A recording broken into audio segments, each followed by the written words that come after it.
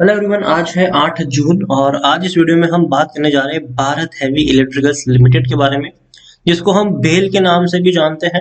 76 rupees के आसपास share trade कर रहा है। लगातार पिछले कुछ दिनों से अच्छा खासा मोमेंटम इसने गेन किया था, लेकिन आज के दिन में एक हल्की सी गिरावट हमें यहाँ पर जरूर देखने को मिली है। वीडियो में हम बात करेंगे कि 76 रुपीज का ये शेयर खरीदारी के लिहाज से अट्रैक्टिव है कि नहीं, और बहुत जल्दी यहाँ पर कुछ बड़ा धमाका हो सकता है, और ये दोनों पॉजिटिव भी हो सकता है और नेगेटिव भी हो सकता है। तो उसके बारे में भी हम यहाँ पर चर्चा करेंगे। लेकिन उससे पहले, अगर आपने अभी तक चैनल को सब्सक्राइब नहीं किया है तो प्लीज अभी इसे सब्सक्राइब कर लीजिए, क्योंकि आगे भी बहुत सारे वीडियोस हैं जो आपको काफी ज्यादा हेल्प करेंगे। तो चलिए शुरू करते हैं। तो भारत हैवी इलेक्ट्रिकल्स 76 रुपीज का शेयर, एक महीने में अगर हम देखें तो एक महीने में 31 से 32% की दमदार रैली है। 57 रुपीज पे शेयर था, अच्छी खासी तेजी बनी, हल्की सी गिरावट आई, दोबारा तेजी बनी, काफी लंबे समय तक उसने 70 रुपए के आसपास एक वक्त बिताया, लेकिन अब एक बड़े ब्रेकआउट की तरफ वो आगे बढ़ता हुआ हमें देखने को भी मिल गया। लेकिन एक साल में देखें तो पिछले एक साल में बढ़िया रिकवरी है। 171 172% का ग्रोथ है। आप देखिए, एक झटके में तेजी बनती है, थोड़ी सी प्रॉफिट बुकिंग आई, अच्छी रैली बनी, फिर लंबे समय तक शेयर डाउन ट्रेड रहा, लेकिन उसके बाद अगर हम देखें तो शानदार तेजी थी ये। वापस टूटा जरूर ये शेयर, लेकिन उससे 2 गुना रफ्तार से दोबारा इसने दौड़ना शुरू कर दिया। तो अच्छी खासी बात है ये। लेकिन 10 साल का अगर हम ग्राफ देखें तो 10 साल का जो ग्राफ है वो भेल का उतना अट्रैक्टिव देखने को नहीं मिल रहा है। 70% की गिरावट है। 275 रुपए के लेवल से लगातार टूट के नीचे आया है, लेकिन अब यहां से कह सकते हैं कि जो दिक्कत थी वो अब खत्म हो रही है। अब पीएसयू जो पिछले काफी वक्त से पीएसयूज में उतना ज्यादा प्रेशर देखने को मिलता था, अब ये प्रेशर रिलीज कर रहे हैं पीएसयूज। अब पीएसयूज दौड़ रहे हैं, वो भी रफ्तार पकड़ रहे हैं, बढ़िया रफ्तार पकड़ रहे हैं। लार्ज कैप शेयर है, 26,400 करोड़ से भी ज्यादा का मार्केट कैप है। एनएससी में अगर हम देखें तो 4.5 करोड़ से भी ज्यादा का वॉल्यूम ट्रेड है, और शायद दिन खत्म होते होते आपको 7 करोड़ से भी ज्यादा का वॉल्यूम ट्रेड देखने को मिल जाएगा आज के दिन में। शेयर होल्डिंग में देखा जाए तो प्रमोटर के पास 63.17% की होल्डिंग है, 4.47% की होल्डिंग एफआईएस के पास है, 1.33% की होल्डिंग म्यूचुअल फंड के पास है, 10.83% की होल्डिंग इंश्योरेंस कंपनी के पास देखने को मिल रही है। यहाँ पर हम देखेंगे तो प्रमोटर है यहाँ पर प्रेसिडेंट ऑफ इंडिया, सरकारी कंपनी है ये, और हाल फिलहाल में ही जो इसका वैल्यूएशन निकल कर आया था वो 45,000 से 50,000 करोड़ से भी ज्यादा का इसका वैल्यूएशन था। तो ये भी अच्छी बात है कि कंपनी का जो वैल्यूएशन है वो बहुत ही बड़ा है, और कंपनी आने वाले समय में एक बड़ी रफ्तार दिखा भी सकता है। रीजन ये है कि भैया make in India, made in India का जो हम नारा जप रहे हैं, और आने वाले समय में वो नारा सच होता हुआ भी देखने को मिल जाएगा। और ऐसे में जो पीएसयूज है, जो इस सेक्टर में काम करते हैं, उनको बड़ा फायदा पहुंचने वाला है, और भेल उन्हीं में से एक कंपनी है। प्रमोटर का एक भी शेयर गिरवी नहीं है।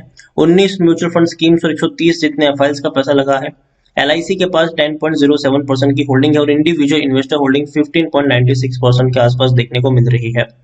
2019 में डिविडेंड पे किया था आखिरी बार, 2020 में डिविडेंड पे नहीं किया है। भेल के बारे में देखें तो टेक्निकल रेटिंग अभी भी शानदार है, तेजी के अभी भी संकेत बने हुए हैं, और यहाँ पर देखिए according to Moneycontrol user 86% लोग खरीदने की सलाह दे रहे हैं, 8% लोग बेचने की बात करें, और 6% लोग यहाँ पर होल्ड करने की नसीहत दे रहे हैं। भेल के बारे में अगर हम एक और चीज देखें तो रेवेन्यू इनके डिक्लाइनिंग मोड में थे 2020 में, और जाहिर सी बात है जब कोरोना के केसेस इतनी तेजी से बढ़ रहे थे, और जहां जो डिमांड और सप्लाई की पूरी जो चेन थी वो डिस्टर्ब हो चुकी थी, तो जाहिर सी बात है 26,000 करोड़ से धीरे धीरे धीरे बढ़ के 30,000 करोड़ तक पहुंचा था रेवेन्यू, लेकिन 2020 में 21,000 में वो सिमट गया। प्रॉफिट भी अगर हम देखें तो भैया नुकसान हुआ है 2020 में, बहुत बड़ा नुकसान था ये। इससे पहले देखिए धीरे धीरे धीरे अच्छे प्रॉफिट्स बिल्डअप कर रहा था ये, लेकिन इस बार लॉस लेके बैठा है 1,490 करोड़ का। 2021 में भी आपको नुकसान देखने को मिल सकता है यहाँ पर, लेकिन 2022 से इसकी असली जर्नी शुरू हो जाएगी। यहाँ पर देखेंगे, मैं क्यों कह रहा हूँ कि कुछ बड़ा होने वाला है यहाँ पर, और वो इसीलिए क्योंकि इनके नतीजे आने वाले हैं।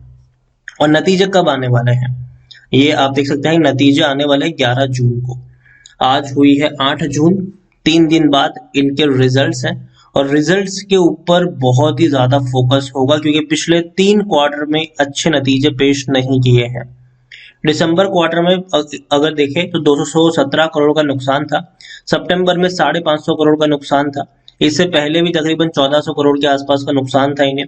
तो भैया नुकसान बड़े थे यहाँ पर, और अब 2020 में सॉरी 2021 की अगर हम बात करने जाए तो क्वार्टर 4 में अगर इन्होंने हल्का सा भी प्रॉफिट दिखा दिया, हल्का सा भी, तो याद रखिए एक बड़ी रफ्तार की तरफ शेयर जा सकता है, बड़ी रफ्तार की तरफ। लेकिन एक चीज यहाँ पर यह भी है कि अगर प्रॉफिट नहीं दिखाया और पिछले 4 क्वार्टर से जिस तरीके से लॉस हो रहे हैं हर क्वार्टर में, और अगर लॉस दिखा दिया तो याद रखिए दोबारा ये नीचे की भी तरफ जा सकता है। तो देखिए खेल यहाँ पर 50-50 का है, ठीक है। अच्छा रहेगा तो तेजी रहेगी, अच्छा नहीं रहेगा गिरावट रहेगी। लेकिन जो रिपोर्ट सामने आ रही है वो ये है कि शायद जो रिजल्ट्स है वो अच्छे आ सकते हैं, बेहतर आ सकते हैं, ठीक है। और अगेन मैं कह रहा हूँ ये अजम्पशन है, ठीक है। अब इसको ये मान के नहीं चल सकते कि अच्छा रिपोर्ट आ रही है मतलब सही ही होगा, चलो हम खरीद लेते हैं। ऐसा नहीं होता, यहाँ पर जो रिस्क है उतना रिवॉर्ड भी है, ठीक है। अगर आप नतीजे से पहले किसी शेयर्स में निवेश करते हैं तो याद रखिए रिस्क और रिवॉर्ड ज्यादा बढ़ जाता है। जैसे कि मदरसन सुमी में हमें देखने को मिला था, ठीक है, कि नतीजे जैसे ही आए थे उसी दिन शेयर एक ही झटके में 13 से 14% तक एक बड़ी रफ्तार दिखा दी इसने, ठीक है। तो वो भी हो सकता है। लेकिन अगर नतीजे अच्छे नहीं आए तो हो सकता है कि उसी दिन जैसे रिजल्ट आए शेयर एक बड़ी गिरावट भी दिखा सकता है।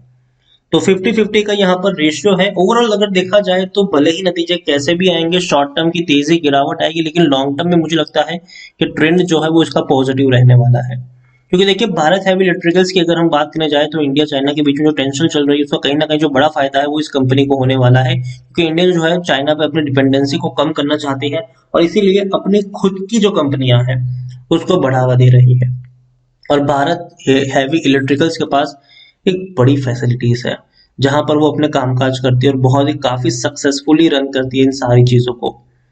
तो मैं इतना ही कहूंगा कि भारत हैवी इलेक्ट्रिकल्स मुझे लॉन्ग टर्म के लिए ये शेयर हमेशा पसंद आया है और आएगा, ठीक है। बीच बीच में तेजी रफ्तार दोनों है, लेकिन लॉन्ग टर्म का जो ट्रेंड रहेगा मुझे लगता है कि वो इसका पॉजिटिव रहने वाला है। खरीदारी करी है तो आई थिंक बने रहना चाहिए, पैनिक नहीं करना चाहिए। शायद तेजी यहाँ पर और आपको देखने को मिल सकती है, लेकिन हाँ एक बड़ी रफ्तार और एक बड़ी गिरावट का जो दारोमदार होगा वो डेफिनेटली 11 जून के नतीजे के ऊपर रहेगा। तो यही मैं कहूंगा कि अगर आपको रिस्क लेना पसंद है, ठीक है, अगर आपको रिस्क लेना पसंद है आप डेफिनेटली यहाँ पर बाइंग कर सकते हैं। लेकिन अगर आपको सेफ खेलना ज्यादा पसंद है कि जी नहीं भाई मुझे इतना बड़ा रिस्क नहीं लेना, मैं सेफ खेलना ज्यादा पसंद करता हूँ, तो मेरे हिसाब से आपको नतीजे का वेट करना चाहिए और उसके बाद आपको यहाँ पर कोई स्ट्रॉन्ग पोजीशन यहाँ पर लेनी चाहिए। ओवरऑल मैं इतना ही कहूंगा कि Bharat heavy electricals long term के लिए अच्छा शेयर है। हाल फिलहाल के जो डेवलपमेंट होंगे इस शेयर के प्राइस में वो डेफिनेटली डिपेंड करेंगे आने वाले समय में इनके क्वार्टरली रिजल्ट्स के ऊपर। लेकिन हमेशा देखने को मिला है कि नतीजे आने से पहले शेयर में हमें तेजी देखने को मिलती है और आज तेजी नहीं है, लेकिन शायद कल परसों थोड़ी बहुत रफ्तार दिखा सकता है यह शेयर। और उसके बाद जो डिसाइडिंग फैक्टर रहेगा वो रिजल्ट वाला दिन ही रहेगा। तो अगेन यहाँ पर मैं इतना ही कहूंगा, रिस्क लेना है खरीदारी कर सकते हो, लेकिन सेफ खेलना है तो आप वेट कर सकते हो नतीजे आने का।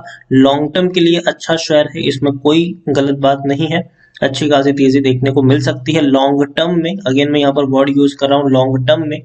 तो एक चीज यहाँ पर है कि भारत हैवी इलेक्ट्रिकल्स अच्छा शेयर है, बेहतर शेयर है, काफी बड़े बड़े प्रोजेक्ट हैंडल करता है, मैनेज करता है। कई सारे बड़े प्रोजेक्ट्स की इनके पास ऑर्डर बुक भी पड़ी हुई है और डेफिनेटली एक बढ़िया शेयर साबित हो सकता है लॉन्ग टर्म के लिए।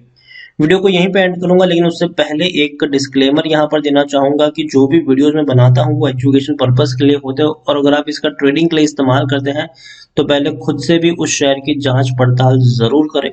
और एक और चीज है कि अपने फाइनेंशियल एडवाइजर की सलाह मशवरा जरूर करें। वीडियो को यहीं पे एंड करूंगा, पसंद आया हो तो लाइक करें, शेयर करें। चैनल पर अगर आप पहली बार आए तो प्लीज सब्सक्राइब करें और भारत हैवी इलेक्ट्रिकल्स लिमिटेड के बारे में आप क्या सोचते हैं वो भी आप मुझे कमेंट में लिखकर बता सकते हैं।